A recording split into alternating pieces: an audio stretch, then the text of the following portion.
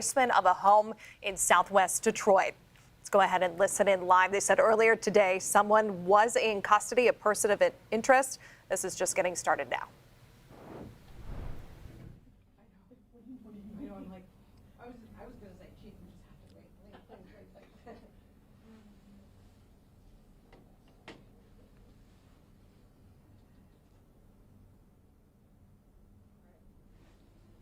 Okay, we're good. Thank you so much. All righty, well, thank you all for being here. Good afternoon. We're here today to announce that we have a suspect in custody for the triple homicide on Exel. The person matched the description of the suspect that we were looking for. He's a 27-year-old black male with locks. The suspect does have a criminal history and is currently on parole. Some of his past offenses include carjacking, armed robbery, felony firearm, fleeing from police, resisting and obstructing. I will not be naming the suspect as he is not charged at this time. I want to thank the men and women of the Detroit Police Department's homicide, our homicide task force with our partners, ATF, Michigan State Police, and also FBI. The suspect was taken into custody yesterday afternoon after received a tip from a member of the community that the suspect was in the 1400 block of West Berner. Officers made the location and was able to take the suspect into custody. We were also able to locate a vehicle that we were looking for in connection with the incident near the suspect's address, near the address of the suspect's home. Inside the vehicle, we found evidence that we believe is connected with these homicides. We are working to submit the investigator's report to the Wayne County Prosecutor's Office. As we continue our investigation, we believe that this is an isolated incident, and I felt it was important that we update the community so as to let them or relieve from fear or panic. We believe that there is no danger to the public at this time. I want to thank you all, our media partners, for covering this and for allowing us to get the description out, which ultimately we believe led to a tip. With that, I'll take any questions. Now, however, be mindful that we're very early in the investigation, and I'm limited as to what I can say. What connection can you say the suspect rather has to the victims? I can't go into that. Can you talk about, you said there was evidence in the vehicle that you believe is connected to the crime. Can you talk about that? I can't talk about the evidence in the vehicle at this time. The purpose of this press conference was really to let the community know that we have a suspect in custody. We do have evidence. We believe that we have the right individual and that there's no danger to the community. But prior to submitting the Wayne County prosecutor, I can't get in front of her with that, and I don't want to do anything to compromise or jeopardize the case. But we do, and to Randy's question, I will say that we believe in that the suspect has a connection to the victims. So I'll say that much. You said that the person that is in custody hasn't been charged. There is that window of time. Are you working with the prosecutor's office? I believe it's 72 hours while you can hold him. What can you share about that? Yes, ma'am. We are working with the prosecutor's office. We're preparing, having conversation, and we'll be submitting the investigator's report, or commonly referred to as the warrant request. Are you able to speak to timing and/or, and I've covered part of this, but also heard updates from other media about police were alerted initially to a missing persons report, which I've read has been connected to one of the three decedents, but possibly they were killed the day before. Can you talk about timeline here, and if there was a delay maybe a day before, how that person just came up to officers responding to the missing, that he had been assaulted also? I mean, can you clear up some of the gray in regard to what you believed happened on a timeline scale? Now, I can't at this point. That's too into the details prior to the individual being charged or the warrant request being actually submitted to the prosecutor's office. Can you at least share if you believe this occurred 24 hours prior to when police arrived on the scene, or give a timing of expected time of death? I'll ask my homicide detectives if they feel comfortable. At this time, we're not able to give a timeline of events. That's still a part of the ongoing process and investigation. Chief, you said that the suspect has some connection to the victims. What can you speak of as far as motive goes? And can you also talk about how this investigation worked? I mean, you guys were quick. You worked with Michigan State Police. You guys got the person you think is responsible. You were at the crime scene for 24 hours. Can you kind of talk about, first address motive, and then can you talk about that? It definitely would be inappropriate to talk about motive at this point as the investigation continues. So definitely can't talk about that.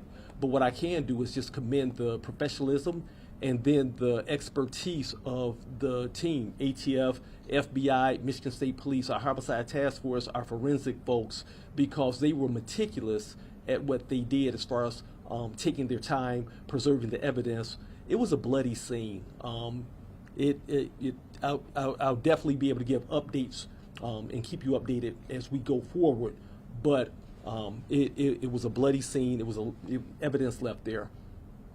Forgive me if you updated this and I just haven't known, but have you identified which of the 3 victims was in the missing report that brought police to the neighborhood in the first place? Yes, we have. Can you share that with me now? Forgive me for not being up to date here. Do you know which of the 3 gentlemen it was, and have you made that public? No, we have not made that public at this time. Okay, but you have identified, obviously, it was one of the 3. Yes. And what the person who came up to officers responding to the missing report said that he was hit by a hammer, I believe, correct?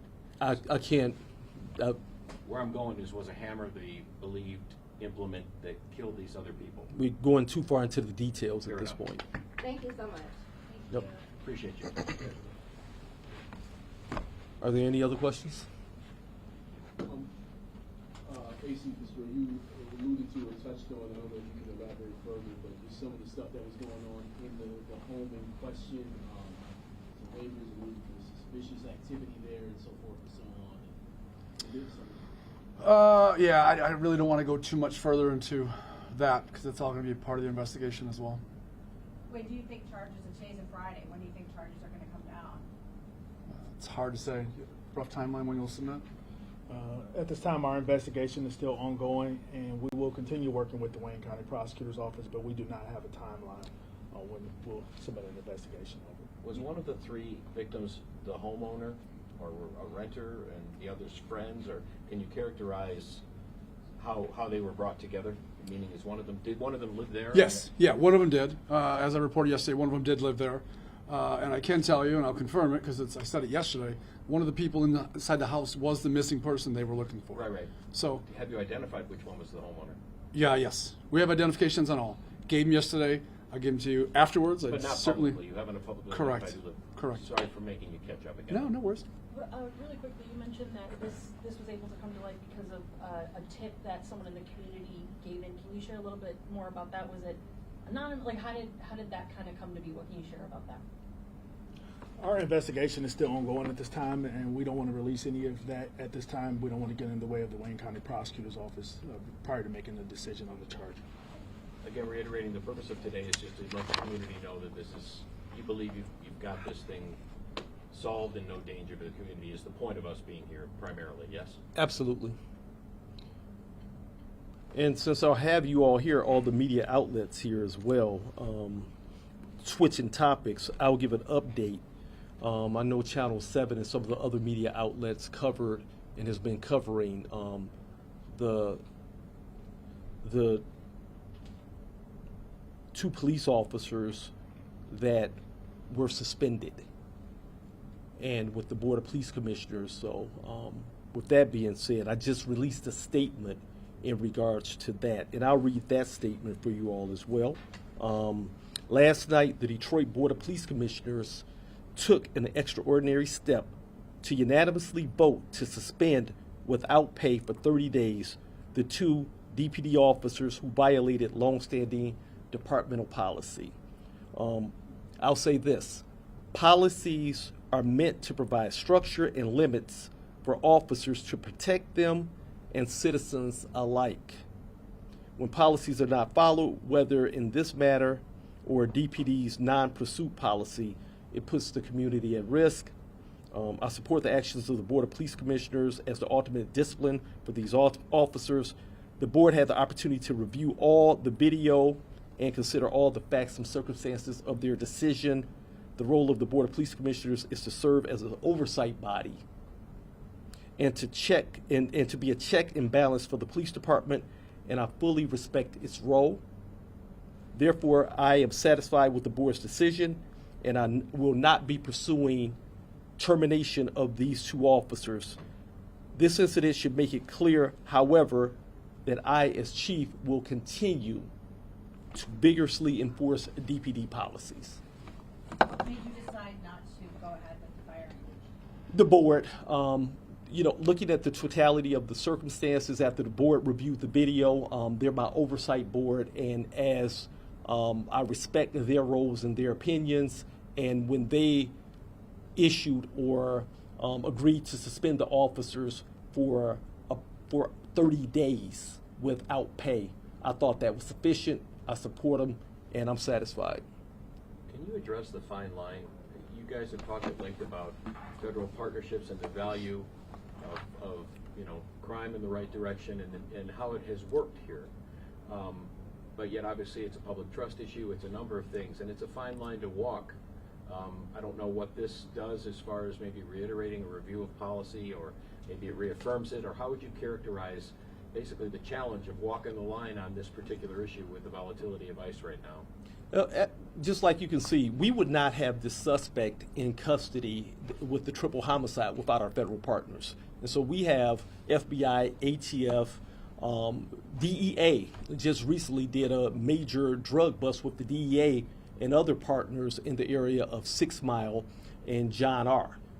Took a major violator off the street. And so they contribute tremendously. We have an excellent working relationship with our federal partners. I would say one of the best in the country, and we will continue to do that.